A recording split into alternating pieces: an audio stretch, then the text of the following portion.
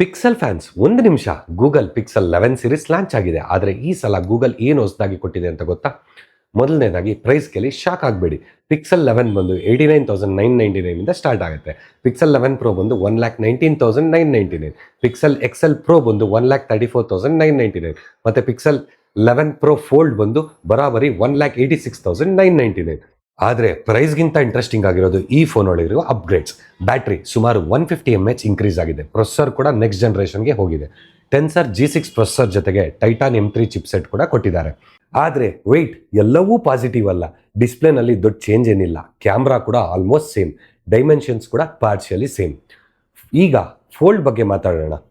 ಈ ಸಲ ಫೋಲ್ಡ್ ಇನ್ನೂ ಥಿನ್ನರ್ ಮತ್ತು ಲೈಟರ್. ಥಿಕ್ನೆಸ್ ಸುಮಾರು 5 mm. ಆದರೆ ಬ್ಯಾಟ್ರಿ 200 mAh ಕಡಿಮೆ ಮಾಡಿದ್ದಾರೆ. ಸೊ ಪಿಕ್ಸೆಲ್ ಸೀರೀಸ್ನಲ್ಲಿ ಅಪ್ಗ್ರೇಡ್ಸ್ ಇವೆ, ಆದರೆ ರೆವಲ್ಯೂಷನರಿ ಚೇಂಜಸ್ ಏನೂ ಇಲ್ಲ. ನಿಮಗೆ ಈ ಅಪ್ಗ್ರೇಡ್ ವರ್ತ್ ಅನಿಸುತ್ತಾ? ಕಮೆಂಟ್ ಮಾಡಿ. ಮತ್ತು ಎಲ್ಲ ಪಿಕ್ಸೆಲ್ 11 ಮಾಡೆಲ್ಸ್ ಈಗ ಮೊಬೈಲ್ ನೆಸ್ಟಲ್ಲಿ ಅವೈಲಬಲ್ ಇದೆ. ಈಸಿ EMI ಜೊತೆಗೆ ಕ್ರೆಡಿಟ್ ಕಾರ್ಡ್ ಕ್ಯಾಶ್ ಬ್ಯಾಕ್ ಕೂಡ ಇದೆ.